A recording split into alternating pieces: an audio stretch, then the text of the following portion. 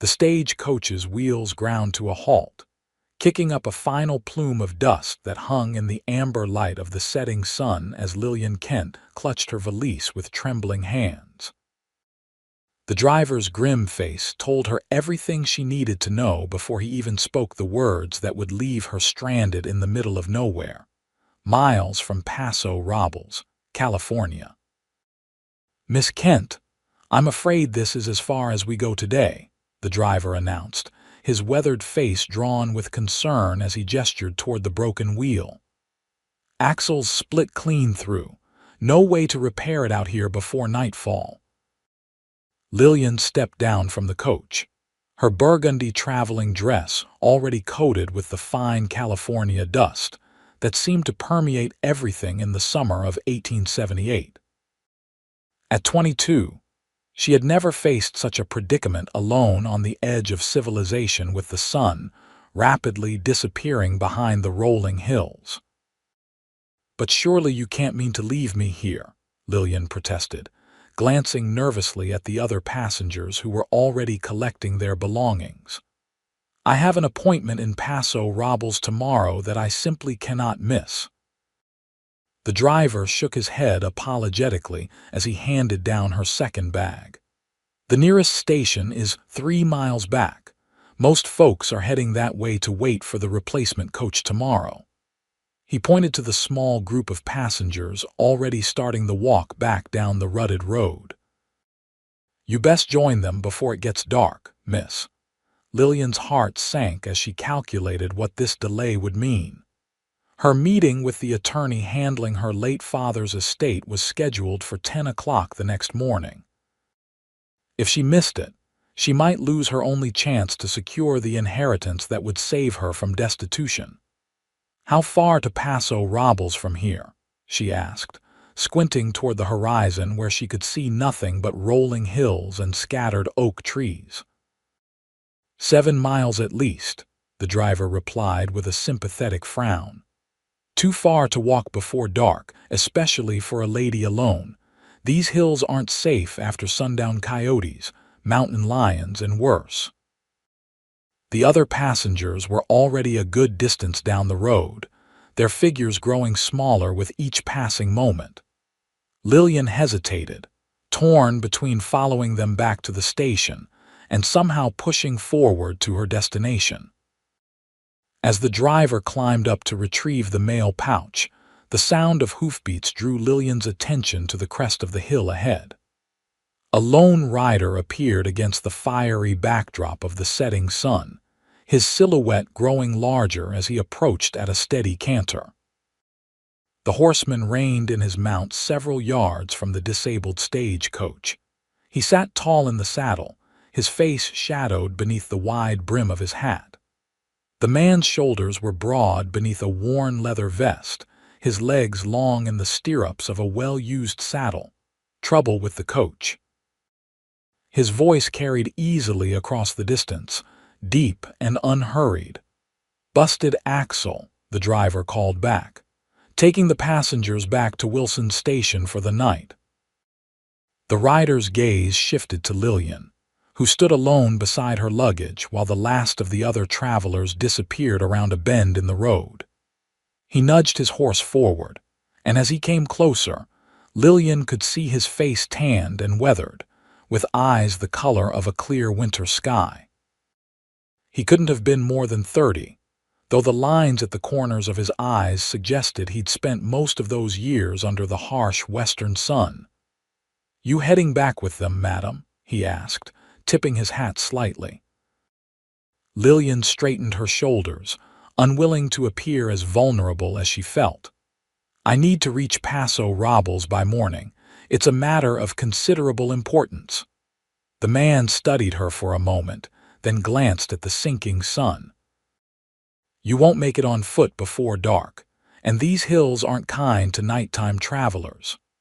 "So I've been told," Lillian replied, trying to keep the desperation from her voice. The stranger dismounted in one fluid motion, his boots raising small clouds of dust as they hit the ground. He approached and stood before her, respectfully removing his hat to reveal thick dark hair that curled slightly at the nape of his neck. "Zachary Thornton," he introduced himself with a slight bow. "Ranch owner about 4 miles north of Paso Robles." "Lillian Kent," she replied, offering her gloved hand, which he took briefly. "Pleased to meet you, Miss Kent." His eyes traveled to her luggage and back to her face. "You seem determined to reach town tonight." "I am," she confirmed. "I have business that cannot wait." Zachary Thornton replaced his hat and glanced at the stage coach driver, who was securing the mail to take with him back to the station. Then he turned back to Lillian with a decisive nod. "My horse carries too," he said simply, gesturing to the sturdy chestnut gelding that stood patiently nearby. "I can take you to Paso Robles before full dark if we leave now." Lillian hesitated, weighing her limited options. Her father had raised her to be cautious around strangers, especially men, but there was something in Zachary Thornton's direct gaze that inspired trust. "That's very kind, Mr. Thornton, but I couldn't impose no imposition," he interrupted gently. "I'm headed that way myself. Wouldn't be right to leave a lady stranded at sundown." The driver called over. "Mr. Thornton's good people, Miss Kent. Known him for years." "If he's offering you a ride, I'd take it." Lillian took a deep breath. "Very well, Mr. Thornton. I accept your offer with gratitude." His face softened into a slight smile. "Just Zach, if you don't mind. Only the bank manager and the tax collector call me Mr. Thornton." He picked up her larger bag with ease, securing it behind the saddle with practiced movements. The smaller valise he tied to the opposite side, balancing the load. Then he turned to her, hands clasped before him. "Ever ride double before, Miss Kent?" Lillian shook her head. "I'm afraid not." "It's simple enough. I'll mount first, then help you up behind me." He swung into the saddle with the grace of a man who'd spent most of his life on horseback, then extended his hand down to her. Lillian gathered her skirts as modestly as possible and placed her hand in his. With surprising strength, he lifted her up behind him as if she weighed nothing at all. "You'll want to hold on," he instructed, his voice matter of fact. "Around my waist is best. These hills can be steep in places." Reluctantly, Lillian placed her hands lightly at his sides, trying to maintain as much propriety as the situation allowed. "Ready?" he asked. "Yes," she replied, though she felt anything but. With a subtle movement and soft click of his tongue, Zachary urged the horse forward. The animal responded immediately, moving from standstill to a smooth walk without so much as a jolt. "Safe travels," the driver called as they began to ascend the hill. As they crested the rise, Lillian glanced back at the abandoned stagecoach, already looking forlorn in the fading light. The enormity of her situation struck her. Then she was alone in the wilderness with a man she had just met, heading toward a town where she knew no one, to fight for an inheritance she wasn't certain she could claim. The horse increased its pace to a gentle trot, and Lillian found herself instinctively tightening her hold on Zachary's waist. "Don't worry," he said over his shoulder, his voice carrying easily back to her. "Rusty's sure-footed, even in poor light.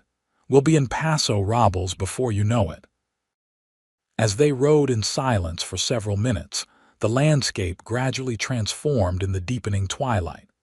The golden hills took on shades of purple and blue, and the scattered oak trees became dark sentinels against the darkening sky. "May I ask what brings you to Paso Robles, Miss Kent?" Zachary asked, breaking the silence. Lillian hesitated, uncertain how much to share with this stranger. Yet there was something about the vast openness surrounding them that made secrets seem pointless. "My father passed away 3 months ago," she finally said. "He owned property in Paso Robles that I didn't know about until his will was read. I've come to meet with his attorney and settle the estate." "I'm sorry for your loss," Zachary replied, and the simple sincerity in his voice made her throat tighten unexpectedly. "Thank you," she managed. "It's been difficult. My father and I weren't close these past few years, but he was all the family I had." "Family can be complicated out here," he observed.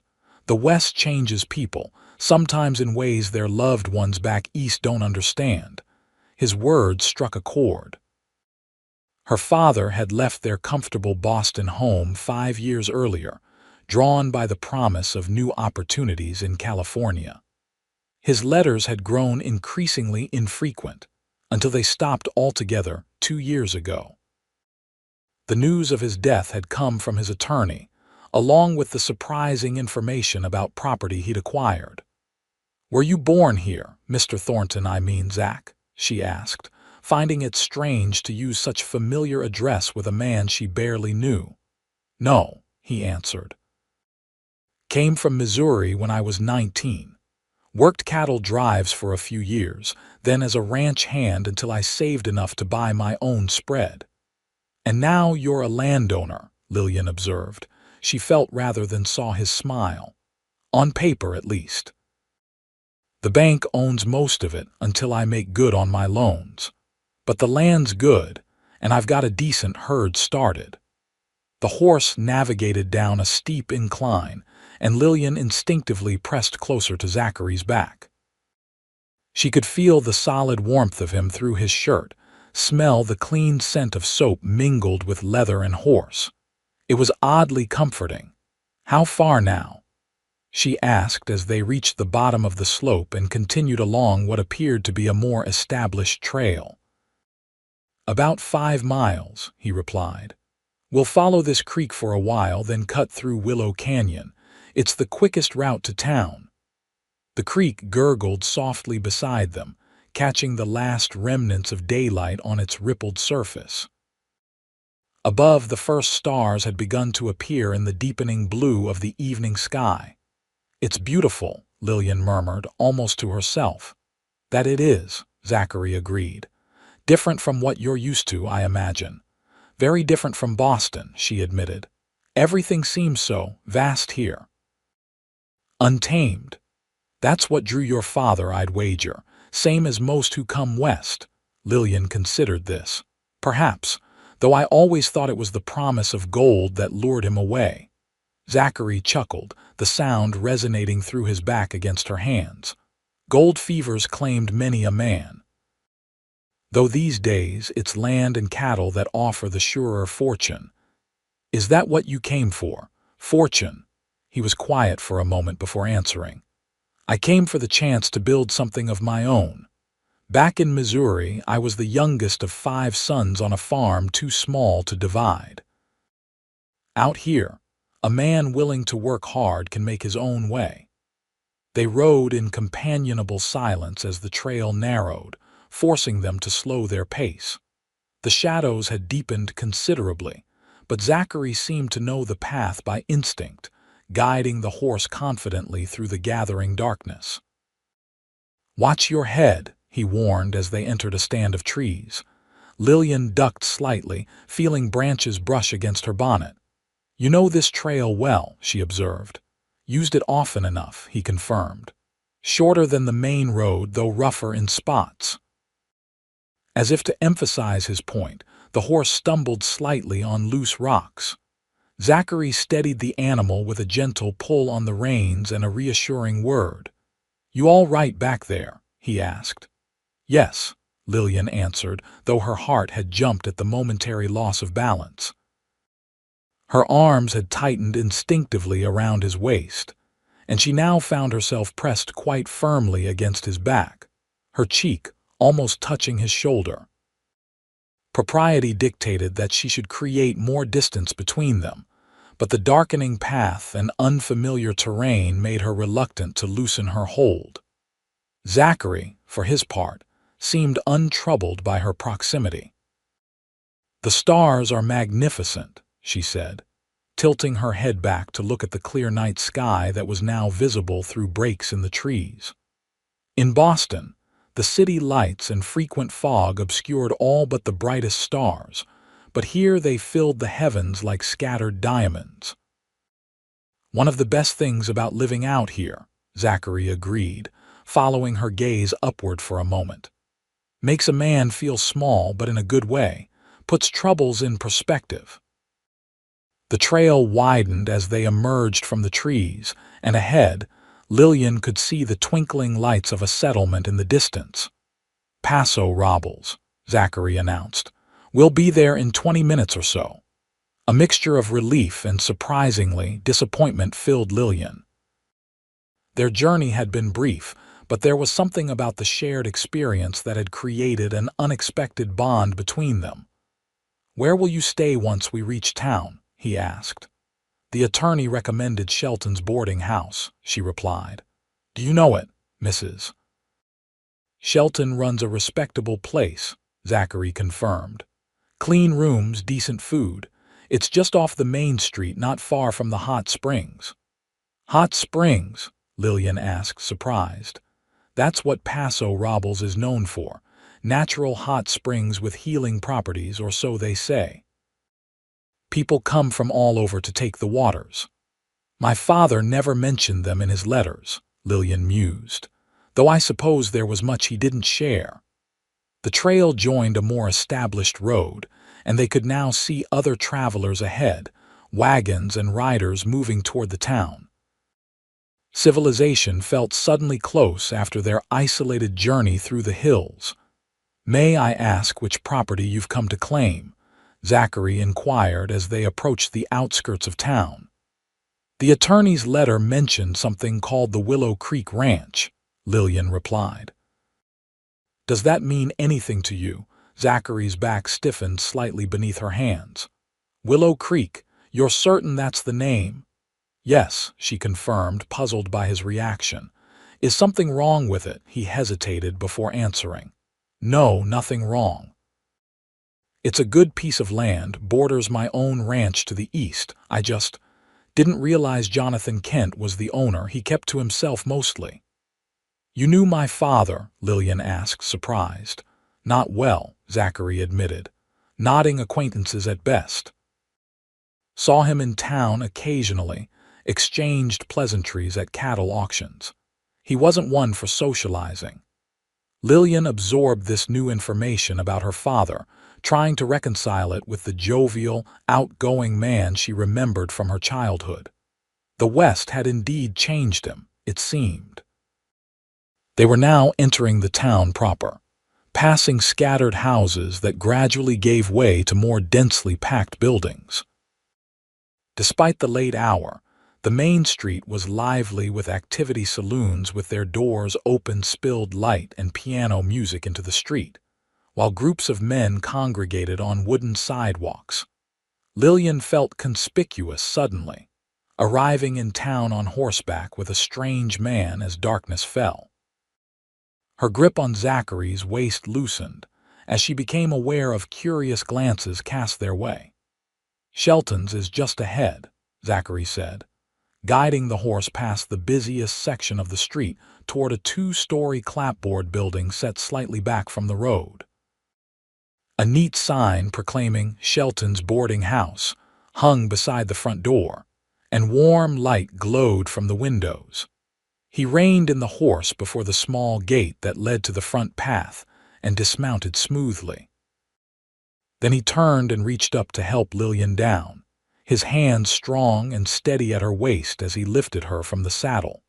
For a brief moment after her feet touched the ground, they stood close enough that she could see the fine lines around his eyes, the flecks of silver in his beard stubble. He stepped back quickly, releasing her and turning to untie her bags from the saddle. "Thank you for bringing me safely to town," Lillian said, smoothing her rumpled traveling dress. "I don't know what I would have done without your help." Zachary handed her the smaller valise and lifted the larger bag himself. "No need for thanks. Couldn't leave a lady stranded." He nodded toward the boarding house. "Let me see you to the door at least." They walked side by side up the short path to the porch, where Zachary set down her bag and cleared his throat awkwardly. "I hope your business with the attorney goes well tomorrow," he said, replacing his hat which he had removed as they approached the house. "Thank you," Lillian replied, suddenly reluctant to say goodbye to this man who had been a stranger just hours before. "And thank you again for your kindness." Before Zachary could respond, the door opened to reveal a plump, gray-haired woman with a friendly face. "I thought I heard someone on the porch," she said, her gaze moving curiously between Lillian and Zachary. "Can I help you, Mrs. Shelton, I presume?" Lillian asked. "I'm Lillian Kent. I believe my father's attorney, Mr. Hargrove, arranged accommodations for me." Recognition lit the woman's face. "Oh yes, Miss Kent, we've been expecting you. The stagecoach was due hours ago. We were growing concerned." "There was an accident with the coach," Lillian explained. "Mr. Thornton was kind enough to bring me to town. Mrs. Shelton's eyes widened slightly as she registered Zachary's presence. "Well, that was fortunate indeed. Please come in, Miss Kent. Your room is ready, and I can have a hot meal brought up if you're hungry after your journey." Lillian turned to Zachary. "Would you care to join me for supper, Mr. Thornton? It seems the least I can offer in return for your assistance."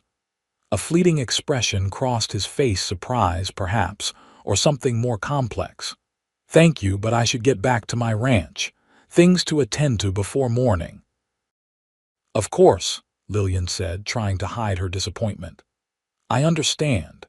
He hesitated, then added, "I'll be in town tomorrow afternoon delivering some horses to the livery. Perhaps we might speak then if you've time. I could tell you what I know of Willow Creek Ranch." Hope rose unexpectedly in Lillian's chest. "I'd appreciate that very much. Shall we say 3 o'clock at the cafe next to the general store?" 3 o'clock, she agreed with a smile. Zachary tipped his hat to both women. "Ladies," he said in farewell, then turned and walked back to his waiting horse. Lillian watched as he mounted and guided the animal back toward the main street, his straight-backed silhouette gradually disappearing into the evening shadows. "Well now, Mrs. Shelton said with gentle amusement as she ushered Lillian inside.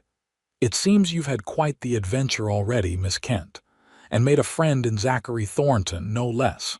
That's not something that happens every day." "Oh," Lillian asked, curious despite her fatigue. "Is he not well liked in town?" Mrs. Shelton closed the door behind them and picked up Lillian's larger bag with surprising strength for a woman of her age. "Quite the contrary. Zach's respected by everyone who knows him. He's just particular about his company. Keeps to himself mostly, focused on building that ranch of his." She led the way up a narrow staircase, "which is why it's interesting to see him offering rides to young ladies and making appointments for coffee." Lillian felt her cheeks warm. He was simply being kind to a stranded traveler, nothing more. Mrs. Shelton's knowing smile suggested she thought otherwise, but she merely said, "Your room is this way, dear. Let's get you settled and then I'll bring up some supper.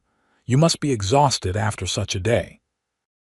The room was small but clean, with a narrow bed covered in a colorful quilt, a washstand with a porcelain basin, and a small writing desk beneath the window. It felt luxurious to Lillian after the long journey from Boston, with its succession of trains, stagecoaches, and finally, the unexpected horseback ride. After Mrs. Shelton left to fetch supper, Lillian moved to the window and looked out at the now dark town. Somewhere out there, Zachary Thornton was making his way back to his ranch, perhaps already forgetting their brief encounter while she found herself unable to stop thinking about him. She shook her head at her own foolishness. She had come to Paso Robles for one purpose, to claim her inheritance and decide what to do with it. Romantic notions about rugged ranchers had no place in her plans. Yet as she turned away from the window, Lillian found herself looking forward to 3 o'clock the next day with an eagerness that had nothing to do with learning about Willow Creek Ranch. The morning dawned clear and warm, with sunlight streaming through the thin curtains of Lillian's room at the boarding house. She had slept surprisingly well despite the unfamiliar surroundings and the anticipation of her meeting with Mr. Hargrove, her father's attorney. After a hearty breakfast provided by Mrs. Shelton, Lillian dressed in her best traveling suit, a deep blue ensemble with modest bustle and matching jacket that had served her well during important business in Boston. Her father had always insisted that proper attire commanded respect, especially when dealing with matters of business and property. The law offices of Hargrove and Sons were located on the second floor of a brick building that also housed the town bank. A bell chimed softly as Lillian entered the small waiting area precisely at 10 o'clock. A young clerk looked up from his desk. "May I help you, madam? I'm Lillian Kent. I have an appointment with Mr. Hargrove regarding my father's estate." The clerk's eyebrows rose slightly in recognition. "Yes, Miss Kent. Mr. Hargrove is expecting you. Please follow me." He led her through a door into a larger office where a portly man with impressive mutton chop whiskers rose from behind a substantial desk. "Miss Kent, welcome to Paso Robles," he said, coming around to shake her hand. "I'm Elias Hargrove. Please accept my condolences on your father's passing. He was a good man." "Thank you, Mr. Hargrove," Lillian replied, taking the offered chair. "I appreciate your assistance in this matter." Of course," the attorney said, returning to his seat. "I served as your father's legal counsel for nearly 5 years. I was honored that he trusted me with his final affairs." He opened a drawer and removed a thick folder. "Now, I presume you've traveled all this way to discuss the property he left to you?" "Yes," Lillian confirmed. "Your letter mentioned Willow Creek Ranch, but provided few details. I confess I knew nothing of my father owning ranch land here." Hargrove nodded sympathetically. "Jonathan was a private man, especially about his business dealings. He acquired Willow Creek about 3 years ago when the previous owner found himself in financial difficulties." He extracted a map from the folder and spread it on the desk, turning it so Lillian could see. "Here," he said, pointing to a substantial parcel outlined in red. "Approximately 600 acres with Willow Creek running through the eastern portion. Good grazing land, some timber on the northern section. The ranch house is here, near the creek." Lillian studied the map, trying to make sense of the boundaries and landmarks. "Is it valuable?" she asked hesitantly. "Quite," Hargrove confirmed. "Land values in this region have increased steadily over the past decade. The water rights alone make it desirable, not to mention the improvements your father made to the property." "Improvements?" "Yes, he invested considerably in fencing, a new barn, expanded corrals. The house itself is modest but solid, 3 bedrooms, a good kitchen. Nothing fancy but comfortable." Lillian's mind raced with this new information. Her father had created a life here that she knew nothing about, building something substantial while maintaining his distance from his only child. "Are there livestock?" she asked, uncertain of the proper questions to ask about ranch property. "A small herd of cattle, about 50 head, Hargrove replied. "And some horses, 7 or 8, I believe. Your father employed a ranch hand, Miguel Sanchez, who has been maintaining the property since Jonathan's passing. A trustworthy man who's been paid from the estate funds as we awaited your arrival." "I see," Lillian said, feeling overwhelmed by the responsibility suddenly placed upon her shoulders.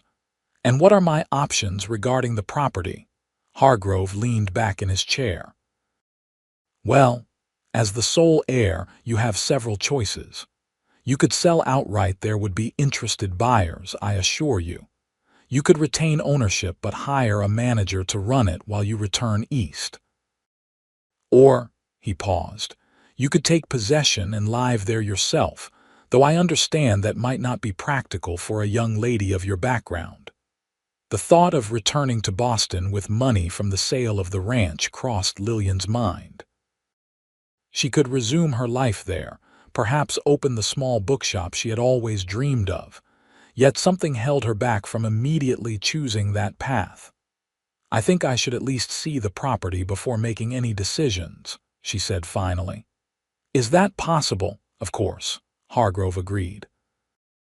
In fact, I took the liberty of asking Miguel to bring a wagon into town this afternoon. He can take you out to the ranch whenever you're ready.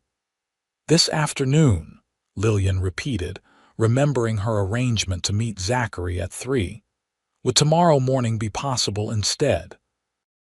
I have a prior commitment. If Hargrove was surprised by her request, he didn't show it. Certainly, I'll send word to Miguel. Shall we say 9 o'clock tomorrow? He can collect you at the boarding house. That would be perfect, Lillian agreed. In the meantime, could you tell me more about my father's time here? I'm afraid we were estranged these past few years.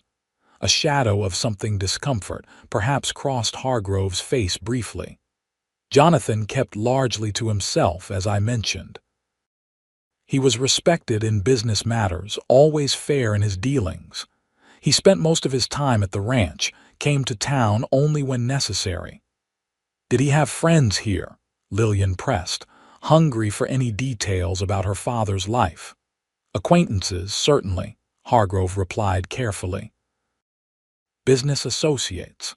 He was not one for social gatherings or church functions. I believe he found his peace in the solitude of Willow Creek. Something in the attorney's measured words suggested there was more to the story, but Lillian sensed he would not elaborate further. She would need to find other sources to learn about her father's life in Paso Robles. They spent the next hour reviewing legal documents that transferred ownership of the property and its contents to Lillian. Hargrove explained the tax obligations and provided an accounting of the modest funds held in the local bank under her father's name. By the time she left the law office, Lillian's head was swimming with information, and her feelings about her inheritance remained confused. Part of her resented that her father had built this new life without her, while another part was curious about what had drawn him to this place and this property. She spent the remainder of the morning exploring the town, finding it smaller but more prosperous than she had expected.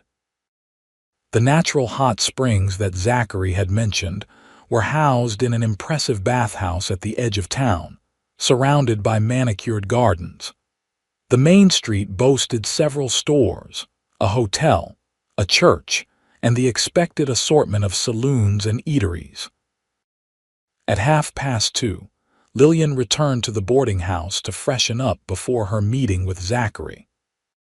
She found herself taking more care with her appearance than was strictly necessary, pinning her honey-colored hair more carefully, and changing into a simpler but flattering sage green dress that brought out the color of her eyes. "Going somewhere special, Mrs. Shelton asked with a knowing smile when Lillian came downstairs. "Just meeting Mr. Thornton for coffee," Lillian replied, aiming for a casual tone.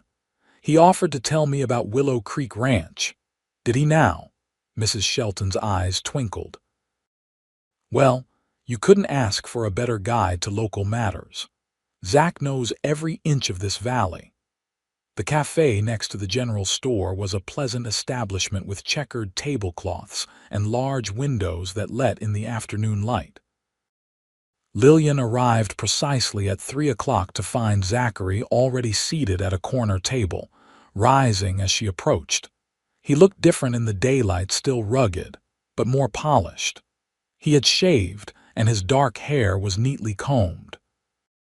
He wore a clean shirt under a brown leather vest, and though his clothes were simple, they suited his tall, lean frame perfectly.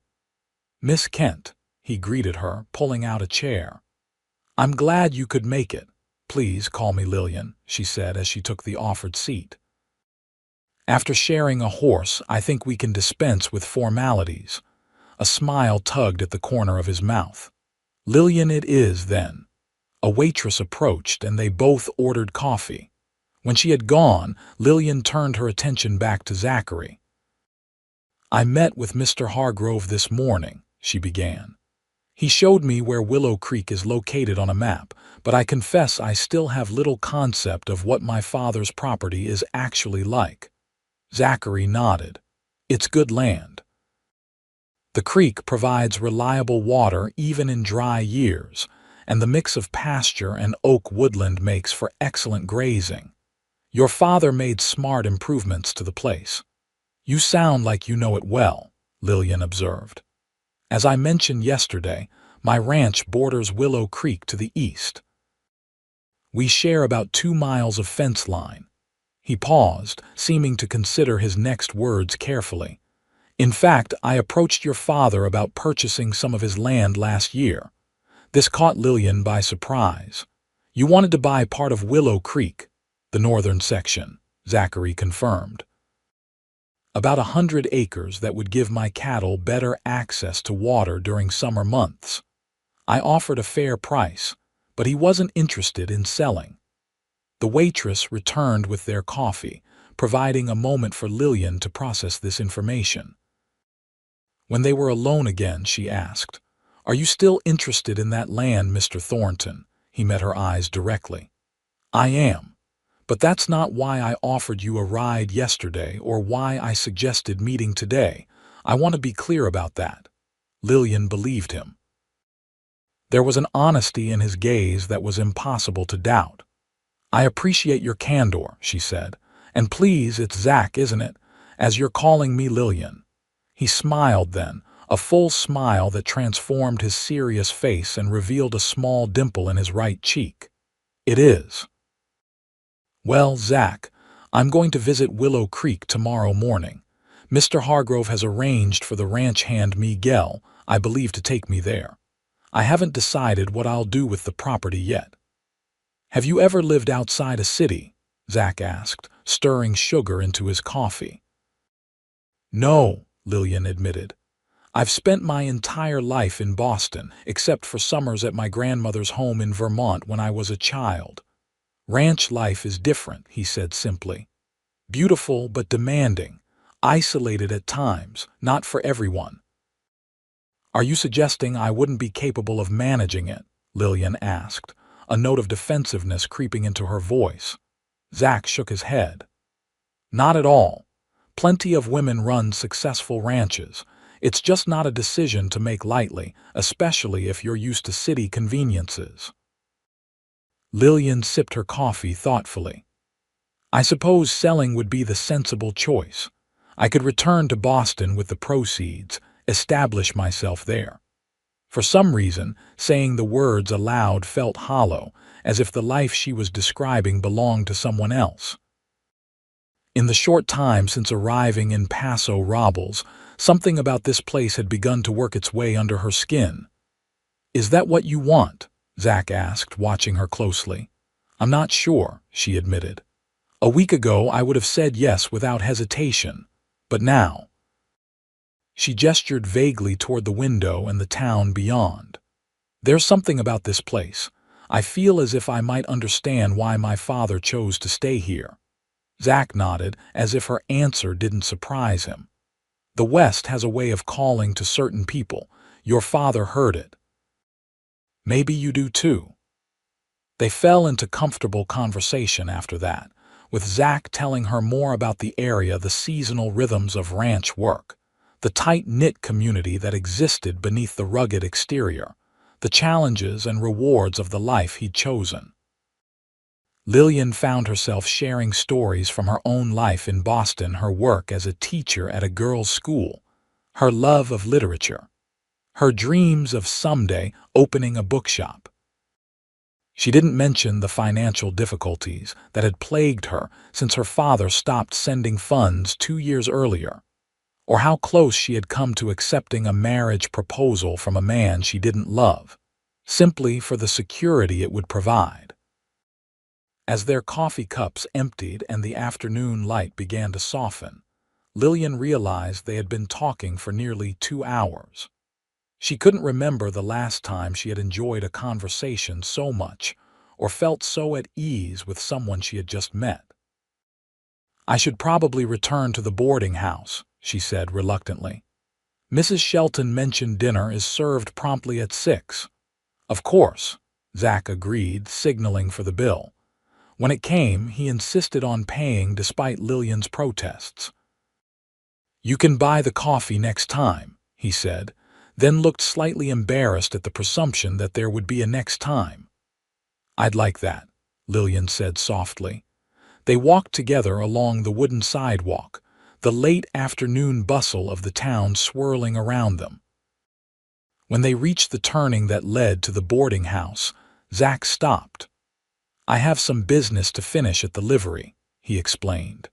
"But I was wondering, would you mind if I rode out to Willow Creek tomorrow while you're there? I could show you some of the boundary lines, maybe point out things Miguel might not think to mention." Lillian felt a flutter of pleasure at the suggestion. "I'd welcome your company, Zach, thank you." "I'll see you there then," he said with a slight bow. "Around 10. "I look forward to it," she replied, meaning it more than she cared to admit. As she watched him walk away, his confident stride carrying him through the crowd with ease, Lillian wondered at the strange turn her life had taken. She had come to Paso Robles expecting nothing more than a brief business transaction before returning east. Instead, she found herself contemplating a future in this dusty, beautiful place and increasingly curious about the man who had rescued her from a stranded stagecoach at sundown. The next morning dawned with a layer of fog that clung to the hills surrounding Paso Robles, promising a cooler day than the one before. Lillian dressed practically in a simple skirt and shirtwaist, with sturdy boots that she was grateful to have packed for the journey west. Miguel Sanchez arrived at the boarding house promptly at 9, driving a well-maintained wagon pulled by 2 matched bay horses. He was a man of middle years with a weathered face and kind eyes that crinkled at the corners when he smiled in greeting. "Buenos dias, Señorita Kent," he said, helping her up onto the wagon seat. "I am pleased to finally meet Jonathan's daughter." "Thank you for maintaining the ranch in my father's absence, Mr. Sanchez," Lillian replied as he climbed up beside her and took the reins. "Miguel, please," he corrected gently. "And it has been my honor. Your father was a good man, a fair employer." He clicked to the horses, and the wagon rolled away from the boarding house, heading west out of town. As they traveled, Miguel pointed out landmarks and shared information about the surrounding ranches and farms. His English was excellent, though flavored with the musical cadence of his native Spanish. "How long did you work for my father?" Lillian asked, genuinely curious about this man who had known her father in his final years. "Almost 3 years," Miguel replied. "I came north from Mexico with nothing but the clothes on my back and a desire to make a better life. Your father gave me a chance when others would not." "That doesn't sound like the man I remember," Lillian murmured, more to herself than to Miguel. He glanced at her curiously. "People change, señorita. The Jonathan Kent I knew was a quiet man, yes, sometimes melancholy, but he had a good heart." "Melancholy," Lillian echoed. "Was he unhappy here?" Miguel considered this as the wagon rolled over a small wooden bridge spanning a narrow creek. "Not unhappy exactly, more haunted perhaps, as if he carried a great sadness." He looked at her directly. "He spoke of you sometimes, always with pride." Lillian felt her throat tighten with unexpected emotion. "He never wrote about his life here," she said. "His letters became infrequent, then stopped altogether. I thought he had simply forgotten about me." "No, señorita," Miguel said firmly. "He kept your photograph on his desk." "The one of you in the blue dress at your graduation, yes. He would look at it often." The photograph Miguel described had been taken 5 years ago, just before her father left for California. It had been a happy day, her graduation from the Boston Female Academy, her future bright with possibilities. How had that picture found its way to a remote ranch in California? And why had her father cherished it while maintaining his distance? The wagon crested a hill, and Miguel pointed ahead. There, Señorita. Willow Creek Ranch. The fog had burned off, revealing a valley that stretched before them, green and gold in the morning light. A cluster of buildings nestled near a line of tall willow trees that marked the course of a creek. Fields stretched in all directions, dotted with cattle grazing peacefully. In the distance, hills rose, covered with scattered oak trees that cast pools of shadow on the golden grass. "It's beautiful," Lillian breathed, understanding suddenly why her father might have chosen this place. "It is," Miguel agreed with quiet pride. "Your father loved this land." They followed a rutted road down into the valley, passing through an open gate with a simple wooden sign that read Willow Creek Ranch. As they approached the buildings, Lillian could make out a modest but well-maintained house with a wide porch, a large barn, several smaller outbuildings and corrals where horses moved about. Miguel reined in the wagon before the house. "Welcome home, Señorita Kent." The simple phrase sent an unexpected jolt through Lillian. Home. Was this place, this ranch she had never seen before yesterday, truly her home now? Before she could respond, the sound of hoofbeats drew her attention. Turning, she saw Zachary approaching on the chestnut gelding she remembered from their first meeting. He rode with the easy grace of a man who had spent most of his life in the saddle, and the sight of him stirred something in her that she wasn't ready to examine too closely. "Right on time," she said with a smile as he dismounted and secured his horse to a hitching post. "A man's word is his bond out here," Zach replied, touching his hat in greeting before nodding to Miguel. "Buenos dias, Miguel. ¿Cómo estás?" "Bien, Señor Thornton, gracias," Miguel replied, a hint of surprise in his expression as he glanced between Zach and Lillian. "You two are acquainted. Mr. Thornton kindly rescued me when the stagecoach broke down," Lillian explained. "He's offered to show me the property boundaries today." Miguel nodded, though Lillian detected a flicker of something concern, perhaps, or caution in his eyes. "I see. Then I will prepare some coffee while you show the señorita around, Señor Thornton." As Miguel led the wagon horses toward the barn, Zach turned to Lillian. "Would you like to see the house first, or tour the property?" "The house, I think," Lillian decided. "I'm curious about where my father lived." Zach nodded and walked with her to the porch steps. "I've only been inside once or twice when your father invited me to discuss boundary issues." The front door opened onto a small but comfortable parlor with simple, sturdy furniture. A stone fireplace dominated one wall, while bookshelves lined another. Lillian was surprised by the number of volumes. Her father had always been a reader, but she hadn't expected him to transport his library to California. Moving through the house, she found it clean and well-maintained, if somewhat sparse in decoration. The kitchen was large and practical, with a cast-iron stove and a table that could seat 6 comfortably.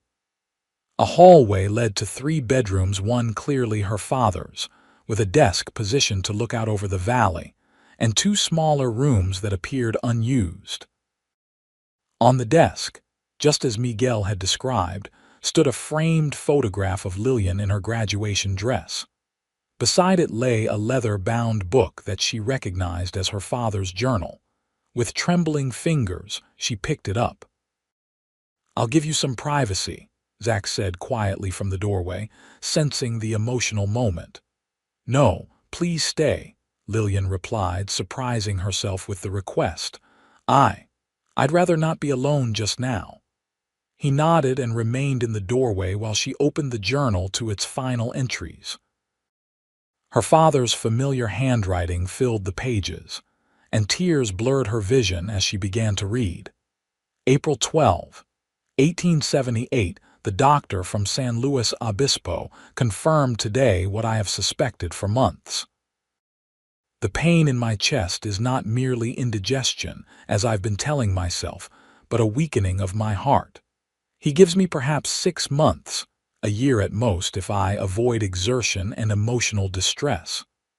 A tall order for a rancher. I have written to Hargrove to update my will. Everything must go to Lillian, of course. My beautiful, intelligent daughter, whom I have failed so completely. Will she ever forgive my absence? Will she ever understand that I left not because I didn't love her, but because I couldn't bear to stay and watch her mother in another man's arms? Pride is a terrible sin. It kept me from explaining, from reaching out when the initial anger cooled. And now it may be too late. I will write to her tomorrow. I will explain everything, beg her forgiveness, invite her to visit Willow Creek.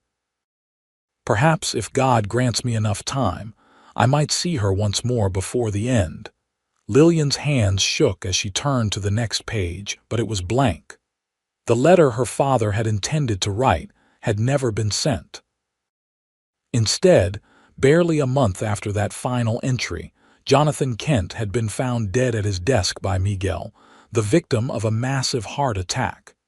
He was going to explain, she whispered, more to herself than to Zach. He was going to tell me why he left. Zach moved from the doorway to stand beside her, close enough to offer support but not so close as to intrude on her grief. Sometimes men find it harder to say the important things, he said quietly, especially to those they love most. Lillian closed the journal gently and placed it back on the desk. He mentioned my mother being in another man's arms. I don't understand. My mother died when I was 12. There was never another man. Confusion creased Zach's brow. Your father spoke of your mother as if she were alive. He mentioned once that she had remarried, that it had been difficult for him. Lillian shook her head firmly. That's impossible. My mother died of influenza in 1868. I nursed her myself through her final days. Could there have been another woman? Someone he referred to as your mother out of habit, perhaps? No, he never remarried. It was always just the two of us until he left for California. Lillian frowned, trying to make sense of the discrepancy. Unless. A memory surfaced her father in close conversation with her Aunt Margaret, her mother's younger sister who had come to live with them after her mother's death. Margaret, who had been like a second mother to Lillian, who had eventually married and moved to New York while Lillian was away at school. Could he have meant my aunt? She wondered aloud. But that doesn't make sense either. She married Uncle Henry while I was at school. Father gave them his blessing. Zach offered no answer, clearly uncomfortable with the personal nature of her musings. After a moment of silence, he suggested gently, "Perhaps we should continue the tour. Miguel will have coffee ready by now." Lillian nodded, grateful for the change of subject. She needed time to process what she had read, to reconcile this new image of her father with the one she had carried for years. They found Miguel in the kitchen, where he had laid out coffee and some freshly baked bread with honey. After the simple refreshment, the three of them set out to tour the property, Lillian and Zach on horseback, with Miguel following in the wagon to check on more distant parts of the ranch. Zach had brought a gentle mare for Lillian to ride, and though it had been years since her riding lessons in Boston, she found the rhythm came back naturally. They rode side by side through pastures where cattle grazed, past a small apple orchard that Miguel said had been her father's pet project, and along the willow-lined creek that gave the ranch its name. "Your property extends to those hills," Zach explained, pointing to the north where oak-studded slopes rose against the sky. Good timber up there, mostly for ranch use fence posts, firewood, repair work. And where does your land begin? Lillian asked. Zack gestured to the east, where a line of fence posts stretched toward distant hills. That fence marks the boundary. My ranch, the Broken T, lies beyond. The Broken T, my brand, he explained with a slight smile. A T with a break in the horizontal line. Seemed fitting when I started with broken-down buildings and barely enough money to survive the first winter. And now? Lillian asked, curious about his circumstances. Better, he acknowledged. Still mortgaged to the bank, but the herd's growing and last year's cattle prices were good. Another year or two, and I might actually turn a profit. There was no self-pity in his tone, just matter-of-fact assessment and quiet determination. Lillian found herself admiring his resilience, his willingness to work toward a distant goal through years of struggle. They stopped on a rise that offered a panoramic view of both ranches. To the west, Willow Creek spread before them, lush and well-tended. To the east, Zack's Broken T showed similar care, though perhaps with fewer improvements.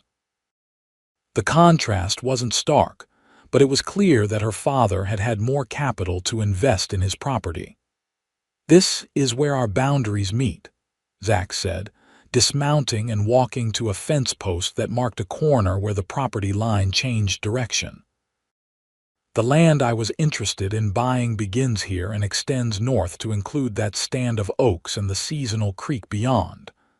Lillian slid from her saddle, glad to stretch her legs. "Why is that particular section important to you?" "Water," he replied simply. "That creek flows even in late summer, when mine runs dry. Having access to it would mean I wouldn't have to drive my cattle as far to drink during the dry season." He pointed to a distant line of trees. "That's the creek I have access to now. It's reliable in winter and spring, but by August, it's often just a string of muddy pools. Hard on the cattle, hard on the land around it from overuse." Lillian could see the logic in his request. She studied the land in question, a relatively small section of her property, but clearly valuable to Zack's operation. "What would you do with it if you owned it?" she asked. "Fence it properly. Develop the water source with a couple of stock tanks to prevent erosion around the creek banks. Maybe plant some shade trees for the cattle." His plans were practical, focused on sustainable use rather than exploitation.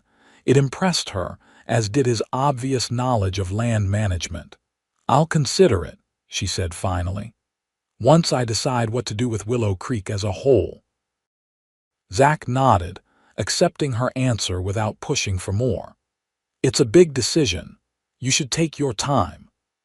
They remounted and continued their exploration, with Zack pointing out features of the land and answering Lillian's many questions about ranch operation. By the time they returned to the house for a late lunch prepared by Miguel, Lillian had a much clearer understanding of what her inheritance entailed, both its value and the responsibility it represented. Over lunch, the conversation turned to the challenges of the coming season. Miguel mentioned that several neighboring ranches had reported cattle missing, suggesting rustlers might be operating in the area. "Sheriff's been notified," Zack said, "but he's stretched thin. Most ranches are increasing their night patrols." "Is Willow Creek at risk?" Lillian asked, concern creasing her brow. "Every ranch with good stock is at risk," Miguel replied, "but we have been fortunate so far. I have been sleeping in the bunkhouse with Roberto and Carlos, taking turns keeping watch." Lillian hadn't realized there were other workers on the property, though it made sense given its size. "How many people are employed here?" she asked. "Just the three of us full-time," Miguel explained. "We hire additional help during roundup and branding season." "And is that sufficient?" Lillian had no concept of what proper staffing for a ranch should be. "Your father ran a tight operation," Zack said. Miguel's a skilled foreman, and from what I've seen, he manages the place efficiently. Miguel nodded in acknowledgement of the compliment. We could use another hand during busy seasons, but we manage well enough. Lillian found herself thinking practically about the ranch's operation, considering budgets, staffing needs, potential improvements. It surprised her how naturally these considerations came, as if some part of her had been preparing for this responsibility without her conscious awareness. After lunch, Miguel excused himself to attend to afternoon chores, leaving Lillian and Zach alone on the porch overlooking the valley. The day had warmed considerably, and a gentle breeze carried the scent of sun-baked grass and distant wildflowers. "It's so peaceful," Lillian observed, settling into a wooden rocking chair that had clearly been her father's favorite seat, judging by its worn arms and the small table positioned beside it to hold his pipe and tobacco pouch. "It can be," Zach agreed, leaning against the porch railing. "Other times it's backbreaking work from sunrise to sunset, calving season, roundup, drought years when you're hauling water and praying for rain. Those aren't so peaceful." "Yet you chose this life," Lillian said, studying his profile as he gazed out over the land. "I did," he acknowledged with a small smile. "Wouldn't trade it, hard as it gets sometimes. There's something about building something with your own hands, watching it grow, knowing it might outlast you. It satisfies something deep inside." His words resonated with Lillian, touching on feelings she hadn't fully articulated even to herself, the desire to create something lasting, to leave her mark on the world in some tangible way. "I always thought I'd open a bookshop," she confessed. "A small place in Boston where people could gather, discuss ideas, discover new worlds through reading. It seemed like a worthy ambition." "It is," Zach said, turning to face her. "Books matter. Ideas matter." But he shrugged. "No, but a person can build more than one kind of legacy. Your father created this ranch, but he also kept all those books inside. Both mattered to him, I'd wager." Lillian considered this, thinking of the well-stocked bookshelves she'd seen in her father's house. Perhaps there was wisdom in Zach's observation that one didn't have to choose between intellectual pursuits and practical ones, between city life and country living. "What will you do?" Zach asked, after a comfortable silence had stretched between them. "About the ranch, I mean." "I honestly don't know," Lillian admitted. "Yesterday, I was certain I would sell it and return to Boston. Today," she gestured toward the valley spread before them, "today I can see why my father stayed." Zach nodded, seeming to understand the conflict she felt. "Whatever you decide, there's no rush. You could stay for a while, get to know the place better before making any permanent decisions." The suggestion appealed to Lillian more than she had expected. The thought of returning immediately to Boston, to the life she had known, suddenly felt like a retreat rather than a return. "Perhaps I will," she said slowly. "Mrs. Shelton mentioned I could stay at the boarding house as long as needed, but—" "You could stay here," Zach suggested, then quickly added, "with Miguel and his wife as chaperones, of course. Teresa lives in town currently, helping her sister with a new baby, but she could return to the ranch if needed." The idea of living in her father's house, sleeping under the roof he had built, walking the land he had loved, it stirred complex emotions in Lillian. Fear, yes, at the unfamiliarity of it all, but also a strange sense of rightness, as if a circle were being completed. "I'll consider it," she said, surprised at her own openness to the possibility. "I should probably return to town soon, though. I promised Mrs. Shelton I'd be back for dinner, and I have some thinking to do." Zach straightened from the railing. "I'll ride with you if you don't mind the company. I need to pick up some supplies from the general store before heading back to my place." "I'd welcome your company," Lillian replied, meaning it more than she cared to admit. As they rode back toward Paso Robles, the afternoon sun casting long shadows across the trail, Lillian found herself stealing glances at the man beside her. In just 2 days, Zachary Thornton had become more than a stranger who had offered her a ride. He had become a guide, an advisor, perhaps even a friend. And something else, something she wasn't quite ready to name, stirred beneath the surface of their interactions. The stagecoach's breakdown, which had seemed such a disaster at the time, now felt like the hand of fate, or perhaps, Lillian thought with a glance toward the sky, the intervention of a father who had found a way to speak to his daughter one last time. The days that followed brought a flurry of decisions for Lillian. After much consideration and several long conversations with Miguel about the ranch's operation, she decided to stay at Willow Creek temporarily, at least through the summer months. Mrs. Shelton helped her arrange for the delivery of additional clothing and necessities from Boston, while Miguel's wife Teresa returned to the ranch to serve as both housekeeper and companion, ensuring Lillian's reputation remained unblemished. Living at the ranch proved both more challenging and more rewarding than Lillian had anticipated. She rose with the sun each morning, learning the rhythms of country life and gradually taking on small responsibilities around the property. Teresa patiently taught her to cook on the wood-burning stove, while Miguel explained the seasonal cycles of ranch work and introduced her to the basics of animal husbandry. Zachary Thornton became a regular visitor, riding over from the Broken T every few days to check on her progress and offer advice when needed. Their friendship deepened with each encounter, their conversations ranging from practical matters of ranch management to philosophical discussions sparked by books they had both read.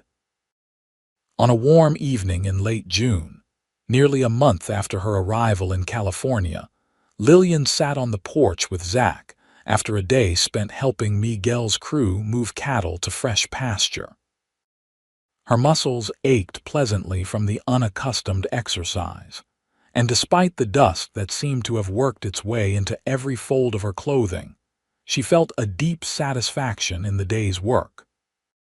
"You're becoming quite the rancher," Zach observed, handing her a cup of coffee from the pot Teresa had left for them. "Miguel says you have a good eye for sick calves." Lillian smiled, pleased by the compliment. "I still have much to learn, but I'm enjoying it more than I expected." She sipped her coffee, watching as the last rays of sunlight painted the distant hills with gold. "I received a letter from Boston today. My friend Charlotte thinks I've lost my mind, abandoning civilization for wild frontier life, as she puts it." Zach chuckled. "And what did you tell her?"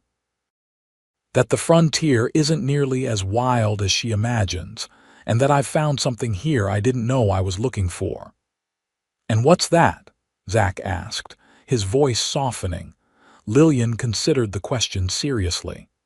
"A connection, I suppose, to the land, to my father's legacy. To a way of life that has its own integrity." She glanced at him. "Does that sound foolish?" "Not to me," he replied. "It's why most of us stay, despite the hardships." They fell into comfortable silence, watching as the first stars appeared in the deepening blue of the evening sky. In the distance, an owl called, and somewhere near the creek, frogs began their nightly chorus. "The Cattlemen's Association is hosting a dance in town this Saturday," Zach said suddenly, "to raise money for the new schoolhouse. I wondered if you might like to attend. With me." The invitation hung in the air between them, transforming the easy companionship of the moment into something more significant. Lillian felt her heart quicken. "I'd like that very much," she answered, keeping her voice steady despite the flutter in her chest. Zach's smile was visible even in the gathering darkness. "I'll collect you at 6 then." When Saturday evening arrived, Lillian found herself uncharacteristically nervous as she prepared for the dance. She had brought only practical clothing to California, but Teresa had helped her alter one of her better dresses, a deep rose-colored gown with modest lace trim to conform to the current fashion. "You look beautiful, señorita," Teresa assured her as she arranged Lillian's hair in an elegant style adorned with a few fresh flowers from the garden. "Thank you, Teresa," Lillian replied, studying her reflection in the small mirror. The woman who looked back at her seemed different from the one who had arrived in Paso Robles a month earlier. Her skin was lightly tanned from days spent outdoors, her eyes brighter, her bearing more confident. The sound of hoofbeats in the yard announced Zach's arrival. Taking a deep breath to calm her nerves, Lillian descended to the parlor where Miguel had welcomed their visitor. Zach stood as she entered, and the expression that crossed his face made her heart skip. He was dressed in his finest, a dark suit that fit his broad shoulders perfectly, a crisp white shirt, and a string tie. He had trimmed his beard and slicked back his hair, but it was the look of frank admiration in his eyes that transformed him. "Miss Kent," he said formally, though his eyes conveyed a more personal greeting. "You look lovely this evening." "Thank you, Mr. Thornton," she replied, matching his formal tone while sharing his private smile. "You're quite handsome yourself." Miguel cleared his throat, reminding them of his presence. "The buggy is ready whenever you wish to depart," he said, a hint of amusement in his voice. "Teresa and I will follow in the wagon a bit later." The drive to town was pleasantly companionable, with Zach pointing out constellations as they appeared in the clear night sky and Lillian sharing stories of her first awkward attempts at horseback, riding without a side saddle. "Miguel was very patient," she laughed, "though I think he feared I'd break my neck before mastering the technique."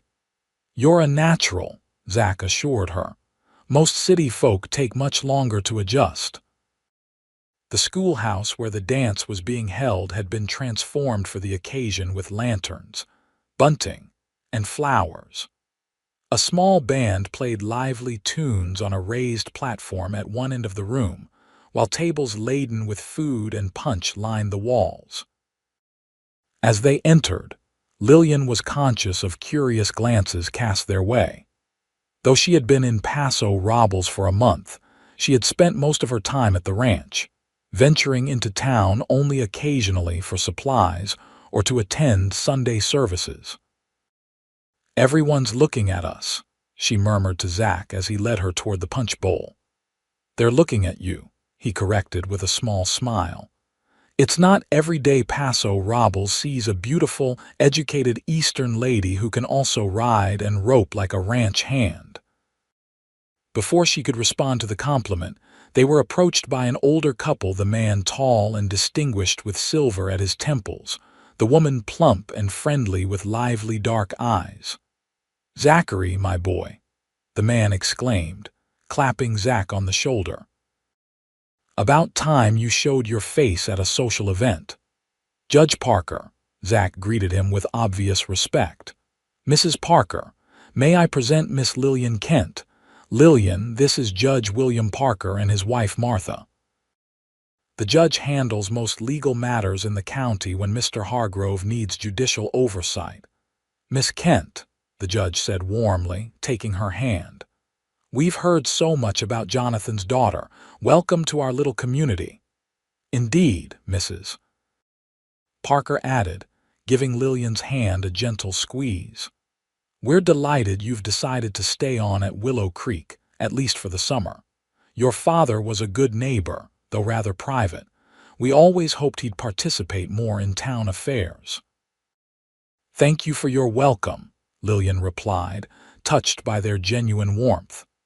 "I'm still adjusting to ranch life, but everyone has been very kind. Especially Zachary, from what we hear," Mrs. Parker said with a meaningful glance between them. Zach cleared his throat, a hint of color rising in his tan cheeks. Miss Kent needed some advice about ranch matters. Being neighbors, it seemed the neighborly thing to do. Judge Parker's eyes twinkled with amusement at Zach's discomfort. Of course. Merely neighborly. He turned to his wife. Martha, I believe they're playing our song. Shall we demonstrate how it's done before these young people take to the floor? As the Parkers moved away, Zach offered Lillian a cup of punch. His composure recovered. The judge and Mrs. Parker have been like family to me since I arrived in Paso Robles, he explained. They've helped me through some tough times. They seem lovely, Lillian said, sipping the sweet drink, and quite fond of you. They've been trying to see me properly settled for years, Zach admitted with a wry smile. The judge has 3 unmarried nieces in San Francisco that he's particularly keen to introduce me to. I see, Lillian said, surprised by the twinge of jealousy the thought provoked. And have you met these nieces? Once at the Parkers' Christmas dinner 2 years ago, Zach replied. Pleasant girls, all of them, but... He shrugged, leaving the sentence unfinished. Before Lillian could inquire further, the first set ended and a new tune began, a lively waltz that set many couples moving toward the dance floor. Would you care to dance, Miss Kent? Zach asked, offering his hand. I'd be delighted, Mr. Thornton, she replied, setting aside her punch cup and allowing him to lead her to the floor. Zach proved to be an excellent dancer, guiding her smoothly through the steps with the same confidence he showed on horseback. As they moved together to the music, Lillian felt a heightened awareness of his physical presence, the firm pressure of his hand at her waist, the clean scent of his shaving soap, the warmth in his blue eyes as they met hers. You dance very well for a rancher, she observed, slightly breathless from the pace of the waltz. My mother insisted all her sons learn, he replied. Said a gentleman should know how to conduct himself in polite society, regardless of his profession. A wise woman, Lillian said. I'd like to meet her someday. Something flickered in Zach's expression, a brief shadow that was gone almost before she noticed it. She passed away 10 years ago, he said quietly. Influenza epidemic of '68. I'm so sorry, Lillian said, recognizing the shared grief between them. My mother died the same year, of the same illness. The music swelled around them as they continued to waltz, bound now by this unexpected connection, the shared experience of loss at a formative age. It changed everything, Zach said, his voice low enough that only she could hear. My father was never the same afterward. He sold the farm a year later, moved to St. Louis to live with my sister. My brothers scattered, 2 to Oregon, 1 to Texas. I headed west. And never looked back, Lillian asked gently, the corner of his mouth lifted in a half-smile. Oh, I looked back plenty, just never found a reason to return. As the waltz ended, Zach led Lillian to a quieter corner of the room where chairs had been arranged for those wishing to rest between dances. They were soon joined by other residents of Paso Robles, eager to meet Jonathan Kent's daughter and hear her impressions of California. Lillian found herself genuinely enjoying the company and conversation. These people had been her father's neighbors, even if he had kept them at a distance, and they welcomed her with an openness that touched her deeply. Throughout the evening, Zach remained attentive, introducing her to key members of the community and ensuring she was never left alone for long. They danced several more times, and with each turn around the floor, Lillian felt the connection between them deepening.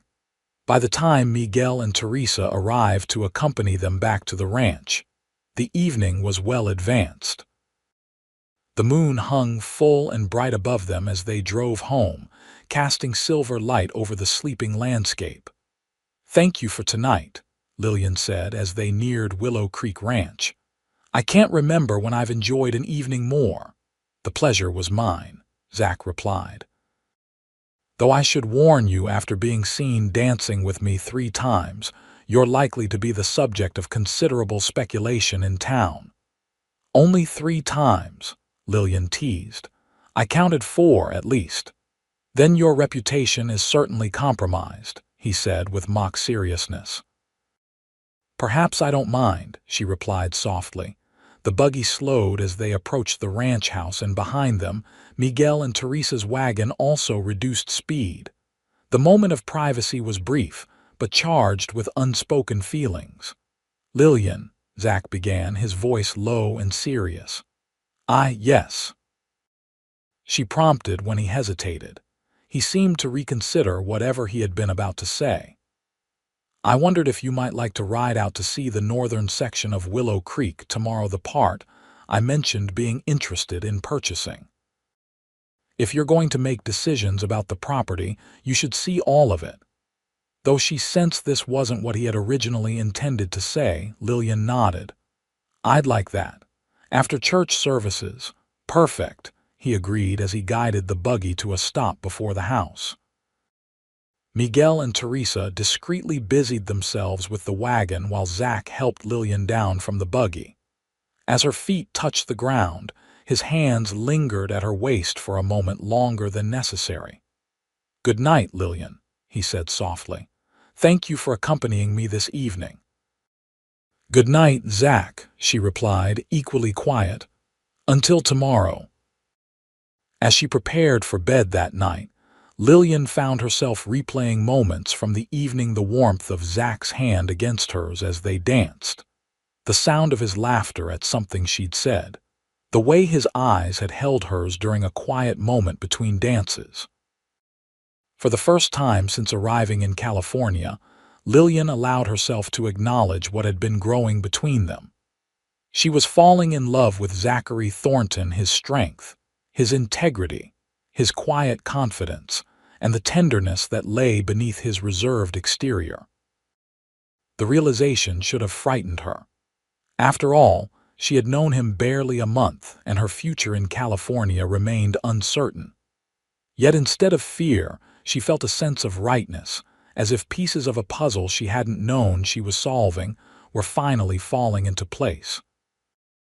As sleep claimed her, Lillian's last conscious thought was of Zach's face in the moonlight as he had bid her good night, and the promise of tomorrow's ride together. The next morning dawned clear and warm, promising another beautiful California day. Lillian dressed for church with care, selecting a light blue dress that Teresa assured her was both appropriate for services and suitable for riding afterward. Miguel drove them to town in the wagon, with Teresa chatting happily about the previous night's dance and the latest community news. Lillian found her attention wandering, scanning the streets of Paso Robles as they arrived, searching instinctively for a glimpse of Zach. She spotted him outside the small white church, deep in conversation with Judge Parker. He looked up as their wagon approached, and the smile that lit his face at the sight of her sent a pleasant warmth through Lillian's chest. The service itself was simple but heartfelt, with Reverend Collins delivering a sermon on community and mutual support that seemed particularly relevant to Lillian's growing appreciation of Paso Robles. She found herself genuinely moved by the prayers and hymns shared among neighbors who clearly cared for one another's welfare. Afterward, as the congregation spilled onto the church steps, Lillian was once again surrounded by townspeople eager to welcome her. She answered questions about her impressions of ranch life and her plans for Willow Creek with growing confidence, no longer feeling like an outsider but rather a new member of an established community. "Ready for that ride?" Zach asked when the crowd around her had thinned. He had already changed from his Sunday best into more practical riding clothes, though he still looked handsomer than any man had a right to. "Yes, just let me change as well," Lillian replied. "I'll meet you at the livery in half an hour," Zach nodded. "I'll have the horses saddled and waiting." True to his word, when Lillian arrived at the livery stable having changed into a split riding skirt and sturdy blouse, Zack was waiting with 2 horses, his own chestnut gelding, and a gentle gray mare that he had been letting Lillian use for her riding lessons. "I packed some lunch," he said, indicating the saddlebags.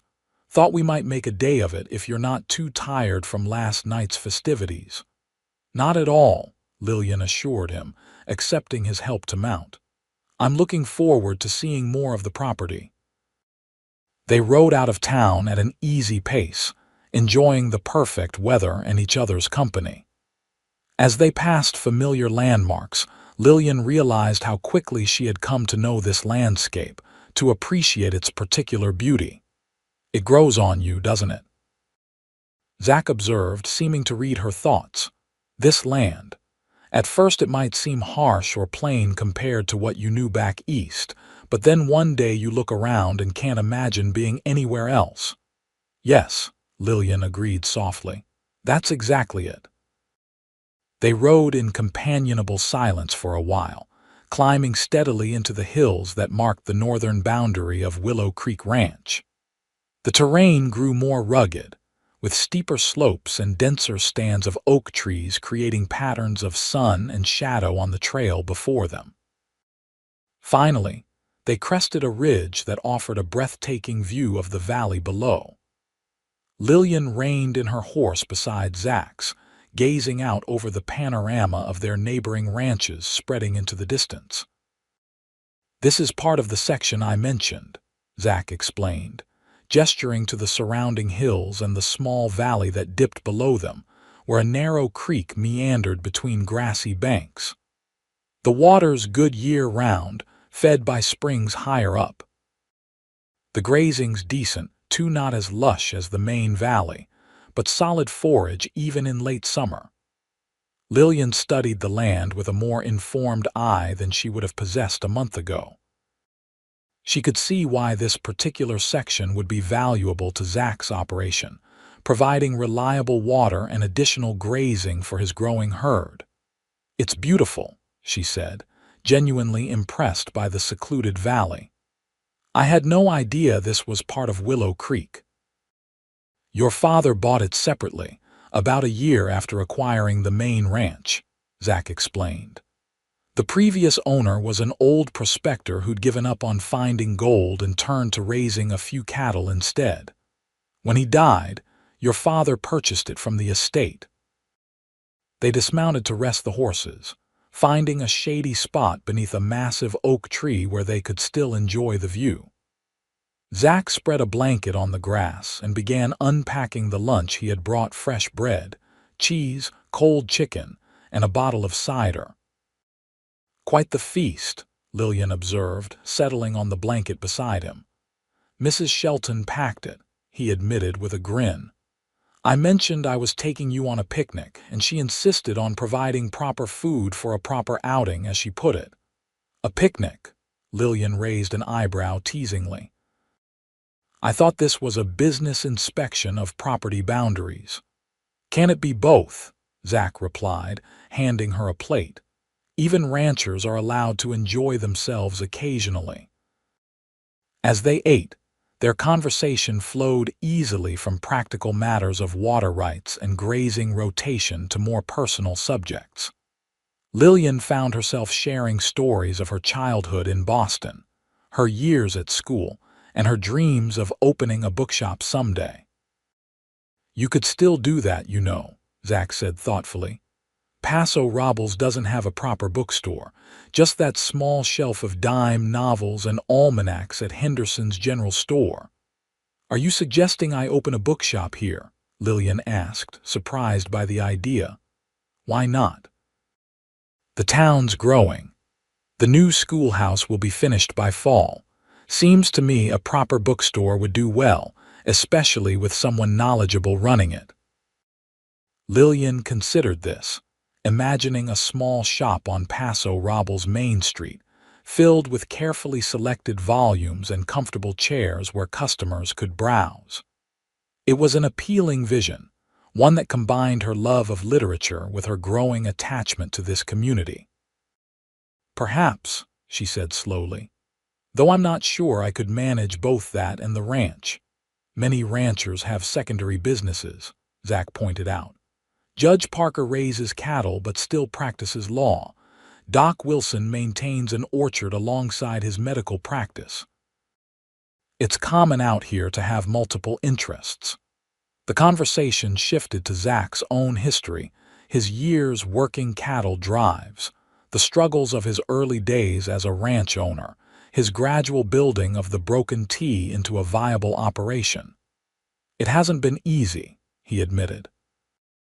There were times, especially that first winter, when I seriously considered giving up and heading back east with my tail between my legs. What stopped you? Lillian asked, genuinely curious. Zach was quiet for a moment, his gaze on the distant hills. Stubbornness, partly, he finally said with a self-deprecating smile. But also, I had this vision of what the place could become. On the worst days, I'd ride up to a spot like this one, look out over the land, and I could see it not as it was then, but as it could be someday. That vision kept me going. There was such conviction in his voice, such quiet passion, that Lillian felt moved by it. This was a man who knew what he wanted and was willing to work tirelessly to achieve it, not for wealth or status, but because he believed in the value of what he was building. Your determination is admirable, she said softly. He looked at her then, his blue eyes serious. What about you, Lillian? What's your vision for your future? The question hung between them, weighted with implications that went beyond mere curiosity. Lillian knew that how she answered might well determine the course of whatever was growing between them.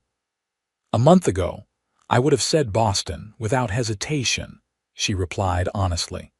My teaching position, perhaps that bookshop someday, a quiet life surrounded by familiar people and places. And now, Zach prompted when she paused. Now, Lillian continued, meeting his gaze steadily, I find myself drawn to a different possibility.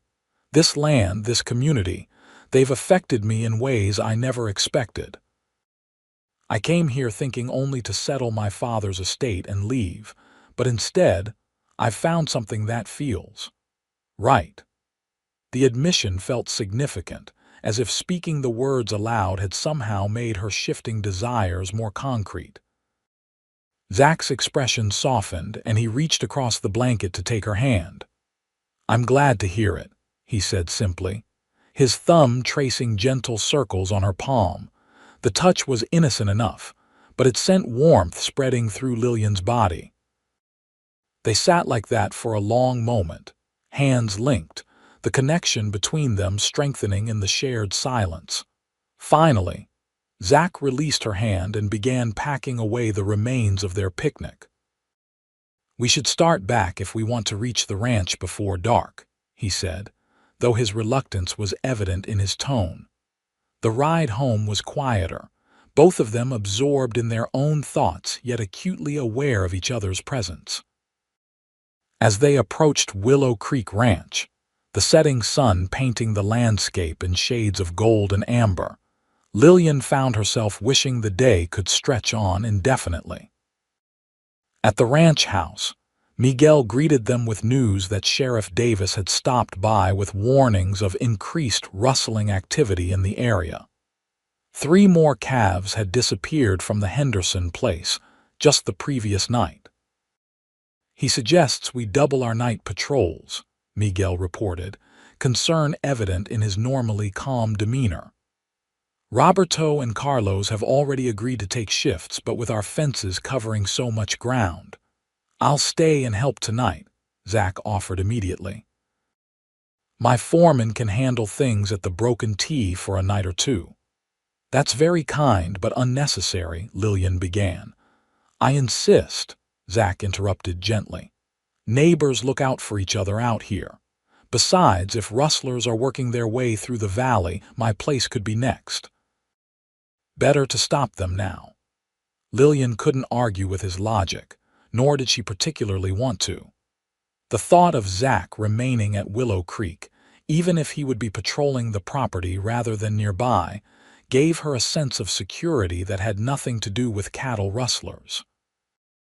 "Then we accept your help with gratitude," she said formally, before adding with a small smile, "though I expect Teresa will insist you join us for supper before your patrol begins." Indeed, Miguel's wife was already setting an extra place at the table when they entered the house, having anticipated Zach's offer of assistance. The meal was simple but hearty beef stew with fresh bread and apple pie for dessert, and the conversation focused largely on practical matters of protecting the herd and identifying potential weak points in their security.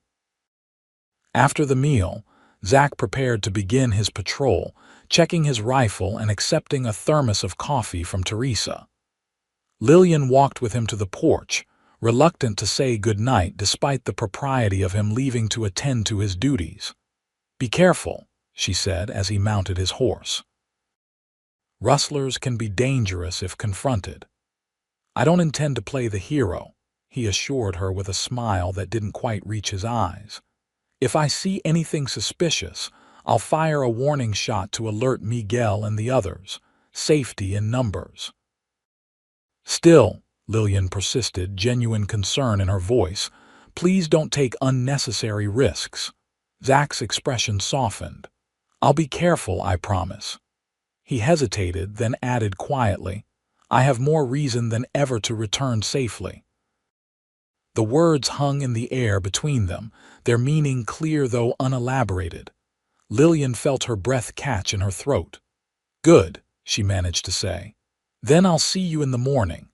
"Count on it," he replied, touching his hat in farewell before turning his horse toward the outer pastures. Lillian watched him ride away, his figure gradually disappearing into the gathering darkness.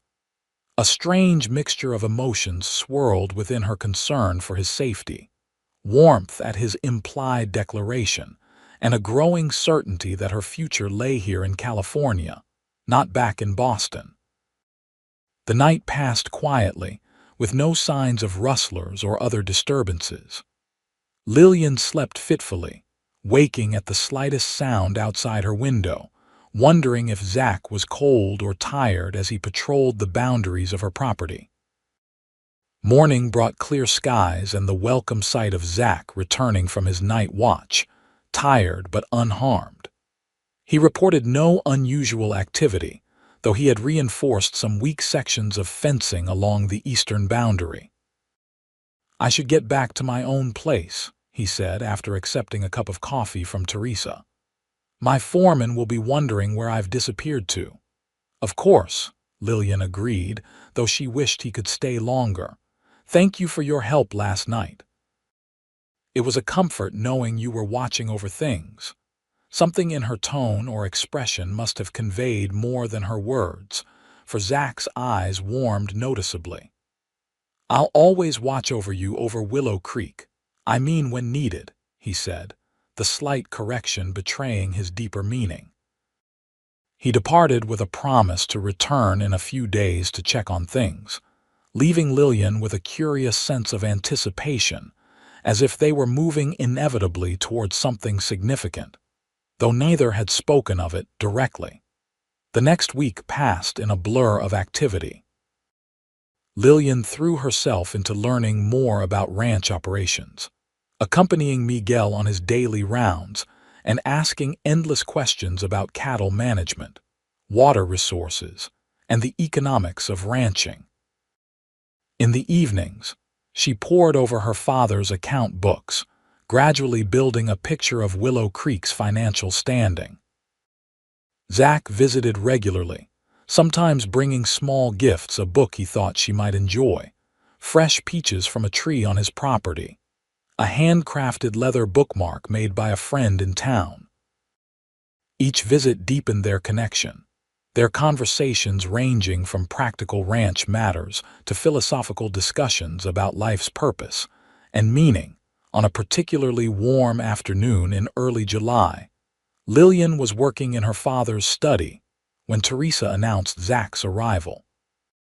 She found him on the porch, looking unusually formal in his good shirt and polished boots, his hat held nervously in his hands. "Zach," she greeted him warmly. "This is a pleasant surprise. I thought you were occupied with branding today." "Finished earlier than expected," he replied, shifting his weight slightly. "I was wondering if you might be free for a ride. There's something I'd like to show you." Intrigued by his somewhat nervous demeanor, Lillian readily agreed. "Of course. Let me change into my riding clothes." When she returned, Zach had already saddled their horses and was waiting patiently in the yard. They set off at an easy pace, heading northeast toward the boundary between their properties. "Where are we going?" Lillian asked as they rode side by side along a well-worn trail. "There's a place on your property, or rather, at the edge of it, that I discovered years ago," Zach explained. "I thought you might like to see it." His mysterious answer only heightened Lillian's curiosity, but she sensed he wasn't ready to say more, so she simply enjoyed the ride and the beauty of the late afternoon landscape. The sun was beginning its descent toward the western horizon, casting a golden light over the rolling hills and turning the dry summer grass into a sea of amber waves. After about 40 minutes of riding, they came to a narrow trail that wound up a steep hillside covered with oak trees. At the top, a flat clearing opened before them, offering a spectacular view of both their ranches spread out below. A small spring bubbled up from between rocks at one edge of the clearing, creating a tiny oasis of greenery in the otherwise dry hillside. "Oh, it's lovely," Lillian breathed as Zach helped her dismount. "Like a secret garden." "I found it by accident my first year here," Zach said, leading the horses to drink from the spring. "I was tracking a stray calf and stumbled upon it just before sunset. I've been coming back ever since when I need a quiet place to think." He spread a blanket beneath the largest oak tree and invited Lillian to sit. From this vantage point, they could see for miles the patchwork of their neighboring ranches, the distant rooftops of Paso Robles, and beyond, the hazy blue mountains that define the horizon. "I can see why you love this spot," Lillian said, drinking in the panoramic view. "It puts everything in perspective, doesn't it?" Zach nodded, settling beside her on the blanket. "That's exactly it. Up here, problems that seem overwhelming down below suddenly appear manageable. Decisions become clearer." There was something in his tone, a note of significance that made Lillian turn to look at him more directly. He met her gaze steadily, his blue eyes serious yet warm with an emotion she was beginning to recognize. "Lillian," he began, his voice lower than usual, "I brought you here because this place has always helped me see things clearly, and I find myself needing that clarity now." Her heart began to beat faster as she sensed the direction of his words. "What things need clarifying, Zach?" She asked softly. He took a deep breath, as if gathering courage. "When I first met you, when the stagecoach left you stranded at sundown and I offered you a ride to town, I had no expectation beyond helping a traveler in need. I certainly didn't anticipate." He paused, searching for the right words. "I didn't expect to find someone who would change the way I see my future." Lillian remained silent, hardly daring to breathe as Zach continued. "These past weeks, getting to know you, seeing your courage in facing this new life, your willingness to learn, your kindness to Miguel and Teresa, your intelligence and humor and grace. I've come to care for you deeply, Lillian, more than I thought possible in such a short time." He reached for her hand, holding it gently between both of his. "I know you came here only to settle your father's estate. I know you had plans to return to Boston, and I would understand completely if that's still your intention. But if there's any chance that you might consider staying not just temporarily, but permanently, I wanted you to know how I feel." Lillian's throat tightened with emotion. This honest, straightforward declaration, so like the man himself, touched her deeply. "Zach," she began, her voice barely above a whisper, "when I arrived in California, I was certain of my path. I would settle my father's affairs, sell his property, and return to the life I knew. But then," she smiled softly, "then a cowboy said his horse carries two, and everything changed." Hope flickered in Zach's eyes. "Changed how?" he asked cautiously. "I found a connection here that I never expected to this land, to the memory of my father, to the community of Paso Robles." She squeezed his hand gently. "And most of all to you." The tension in Zach's shoulders eased visibly. "Are you saying you might stay?" "I'm saying I want to stay," Lillian clarified. "I've known it for weeks now, though I was afraid to admit it even to myself. This place, this life, it feels right in a way Boston never did, especially now that my father is gone." Zach's face broke into a smile that transformed his features, erasing the worry lines from his brow and lighting his eyes with joy. "Lillian, you've made me the happiest man in California." He hesitated briefly before adding, "There's something else I wanted to ask you, though perhaps it's too soon." "Ask," she encouraged, her heart racing with anticipation. Instead of speaking immediately, Zach reached into his pocket and withdrew a small object that caught the late afternoon sunlight. Opening his palm, he revealed a simple gold ring set with a single modest diamond. "It was my mother's," he explained softly. "She gave it to me before she died, said I should save it for the woman who captured my heart completely." His eyes met Lillian's, vulnerable yet certain. "I found that woman in you." Lillian's breath caught as the full meaning of his words and the ring in his palm registered. "Zach, are you?" "Lillian Kent," he said formally, shifting to one knee before her. "I know we've known each other only a short time, but I've never been more certain of anything in my life. I love you. Would you do me the extraordinary honor of becoming my wife?" Tears of happiness welled in Lillian's eyes as the rightness of his proposal resonated through her entire being. There was no hesitation, no doubt, only a deep certainty that this man and this life were exactly what she wanted. "Yes," she whispered, then more strongly, "Yes, Zachary Thornton, I will marry you." Joy transformed Zach's face as he slipped the ring onto her finger, a perfect fit, as if it had been made for her. Then he gathered her into his arms, his embrace gentle yet secure, a promise of the life they would build together. Their first kiss was tender, a sweet acknowledgement of the love that had grown between them since that fateful evening when a broken stagecoach had brought them together. When they finally drew apart, the setting sun had painted the sky in brilliant hues of pink and gold, nature's own celebration of their engagement. "We should head back," Zach said reluctantly, helping Lillian to her feet. "Miguel and Teresa will be wondering where you've disappeared to." Lillian nodded, though she was reluctant to leave this magical place where their future together had been decided. "We'll come back here often, won't we? To this special spot." "As often as you like," Zach promised, gathering the blanket and helping her mount her horse. "Perhaps we could even build something here someday, a small cabin, a place to escape when ranch life gets too demanding." The idea appealed to Lillian immensely, a private retreat where they could enjoy the spectacular view and reconnect with each other away from the daily pressures of running their neighboring ranches. As they rode back toward Willow Creek in the gathering twilight, Lillian found herself marveling at the twists of fate that had brought her to this moment.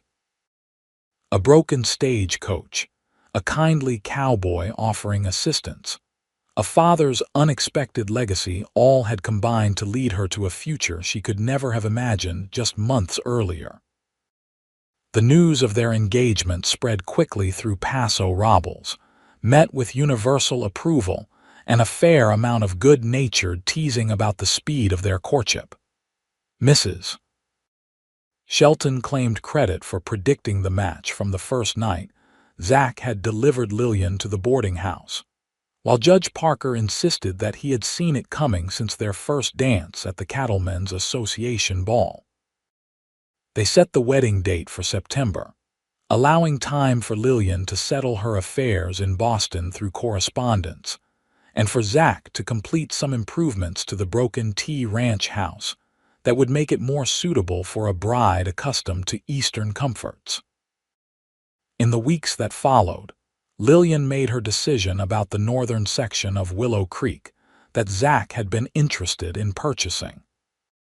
Rather than selling it to him outright, she proposed merging their operations after their marriage, maintaining the separate identities of Willow Creek and the Broken T, but managing them as complementary parts of a larger whole. "It makes practical sense," she explained when presenting the idea to Zach. "The northern water source benefits your cattle, while your southern pastures would give my herd more room during calving season. Together, we'd have a more efficient operation than either ranch could achieve alone." Zach was touched by her proposal, recognizing the business acumen behind it, but also the symbolic joining of their separate legacies into something stronger and more enduring. "Practical and romantic at once," he teased, pulling her into his arms. "You continue to surprise me, Lillian Kent." "Soon to be Lillian Thornton," she reminded him with a smile that still made his heart skip a beat. As September approached, Paso Robles bustled with preparations for what promised to be the social event of the season. The small church could barely contain all those who wished to attend, and Mrs. Parker took charge of organizing a reception in the town square where the entire community could celebrate. The morning of the wedding dawned clear and perfect, with just enough crispness in the air to herald the coming fall. Lillian prepared in her room at Willow Creek, assisted by Teresa and Mrs.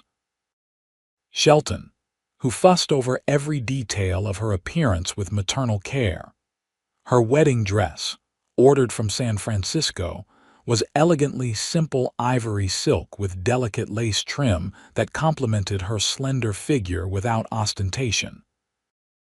Her honey-colored hair was arranged in a sophisticated knot adorned with small white flowers, and around her neck hung a pendant that had belonged to her mother, something old for the occasion. "You look beautiful, my dear," Mrs. Shelton declared, dabbing at her eyes with a handkerchief. "Your father would be so proud." "Indeed he would," agreed Teresa, making final adjustments to the dress.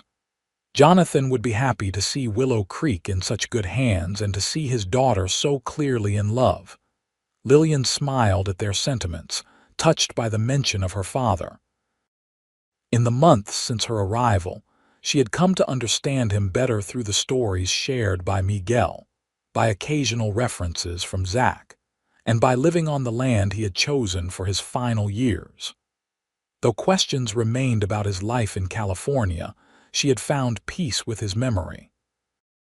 Miguel served as her escort to the church, a role he accepted with dignified pride. As they drove toward town in the freshly painted wagon decorated with flowers for the occasion, Lillian felt a profound sense of rightness, as if all the paths of her life had been leading inevitably to this day and this place. The church was filled to capacity when they arrived, with latecomers standing in the back and even spilling onto the steps outside. As the small organ began to play and Lillian started her walk down the aisle on Miguel's arm, she had eyes only for Zach, who stood waiting for her at the altar. He looked handsome in his new suit, his face freshly shaved and his dark hair neatly combed. But it was the expression in his eyes as he watched her approach that took Lillian's breath away, a mixture of awe, adoration, and absolute certainty that made her own steps more confident. The ceremony itself was simple and heartfelt. Reverend Collins spoke eloquently about the foundation they were building together, not just the joining of two ranches, but the creation of a shared life based on mutual respect, common values, and enduring love. When Zach placed his mother's wedding band beside the engagement ring on Lillian's finger and promised to love and cherish her all the days of his life, his voice was steady and sure. When Lillian made her own vows in return, she spoke with equal conviction, knowing without doubt that she had found where she belonged. "I now pronounce you husband and wife," Reverend Collins declared with evident satisfaction. "You may kiss your bride, Mr. Thornton." Zach needed no further encouragement. Drawing Lillian into his arms, he kissed her with a tenderness that conveyed all the love in his heart, sealing their union before God and the community that had become their family. The reception that followed was joyous and lively, with tables set up in the town square under strings of lanterns. There was music and dancing, abundant food and drink, and speeches both touching and humorous from those who had watched their romance blossom.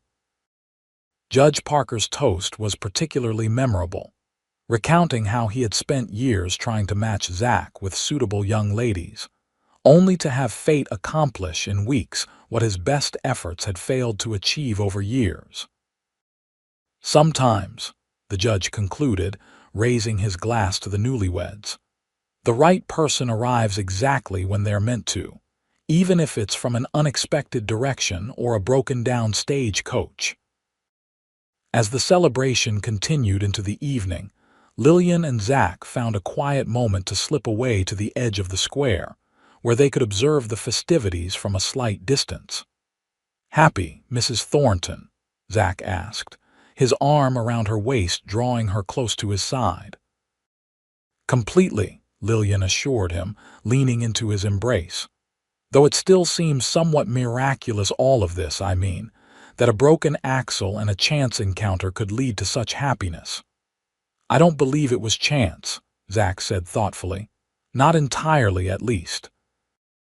I think perhaps your father had a hand in it in his way." Lillian looked up at him curiously.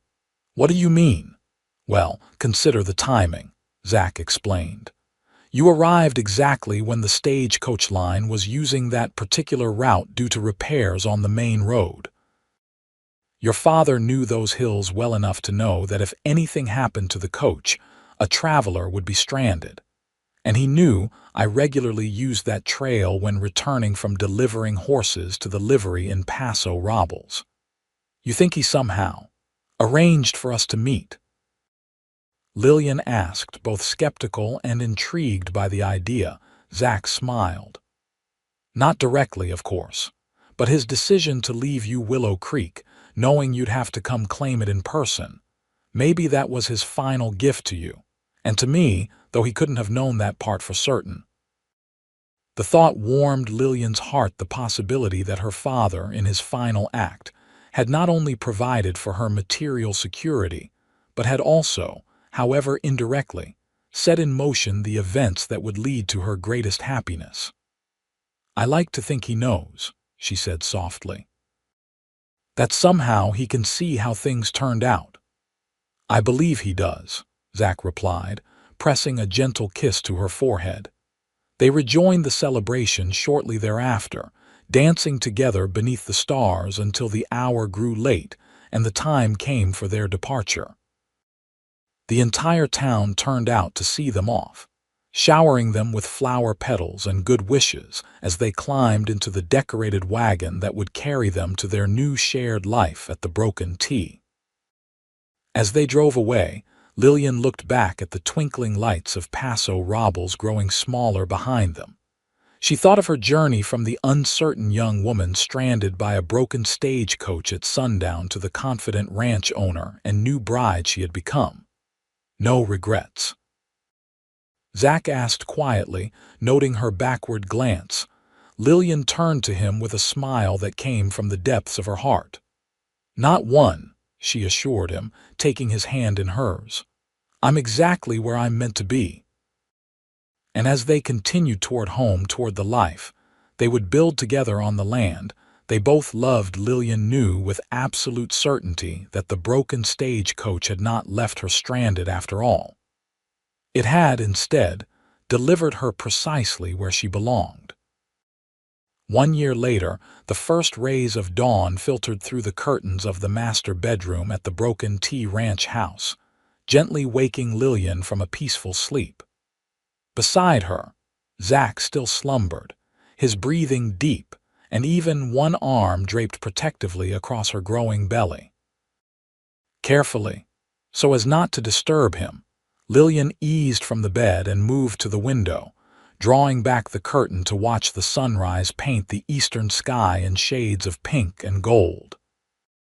The view never failed to move her, their combined properties stretching toward the horizon, cattle grazing peacefully in the distance, the promise of another day on the land they had come to nurture together. A year of marriage had brought changes to both their lives. The merger of their ranches had proved even more successful than anticipated, with their combined herds fetching premium prices at the spring cattle auction. The small bookshop Lillian had opened in Paso Robles, stocked with carefully selected volumes ordered from San Francisco and Boston, had quickly become a gathering place for the community, especially after she instituted a weekly reading circle for the town's children. But the greatest change of all was the new life growing within her, their first child, due to arrive in just 2 months. The thought of becoming parents had filled both Lillian and Zack with a mixture of excitement and trepidation, though Teresa's practical advice and Mrs. Parker's maternal wisdom had helped ease their fears. Admiring the sunrise again, Zack's sleep-roughened voice came from the bed behind her. Lillian turned with a smile, one hand resting on her rounded abdomen. "It never gets old," she replied. "Especially now that it's truly ours, this view, this land, this life we've built." Zack rose and joined her at the window, wrapping his arms around her from behind, his hands covering hers where they cradled their unborn child. "Best decision I ever made," he murmured against her hair, "offering you a ride that evening." "Best decision I ever made, accepting it," Lillian countered, leaning back against the solid warmth of his chest. They stood together watching as the day brightened, the familiar landscape revealing itself anew in the morning light. Later there would be work, cattle to tend, books to sell, preparations to make for the baby's arrival, but for now, this moment of shared appreciation was enough. "I was thinking," Zack said after a comfortable silence, "about that spot where I proposed, the clearing on the hill. I could start building that cabin we talked about. Be a nice place to take the little one when they are older, teach them to appreciate the view like their mother does." Lillian turned in his arms, touched by his remembrance of a conversation from their courtship. "I'd like that," she said softly. "A special place just for our family." "For our family," Zack echoed, his hand gentle on her belly where their child stirred as if in agreement. As they prepared for the day ahead, Lillian reflected on the strange and wonderful journey that had brought her to this life. A stagecoach breakdown that had seemed a disaster had instead been the beginning of everything good. A cowboy's simple offer, "My horse carries two." Ne so. Buongiorno, buongiorno tesori, siamo alla terza mostra, ci sta per venire un attacco cardiaco. Forse è ora di smettere? Buongiorno Zino, ciao Patato. Revi, buongiorno, sei stato patatato. Com'è Roxas? Com'è tesoro? Tutto bene, tu come stai? Io benissimo, Patato, stanotte ho dormito 8 ore, oggi ci facciamo la fine di Portal 2 che avevamo iniziato l'altro giorno. Avrei voluto chiuderlo in un colpo solo giovedì, ma non ci siamo riusciti, perché iniziavo a essere stanco. Speravo di chiuderlo in 10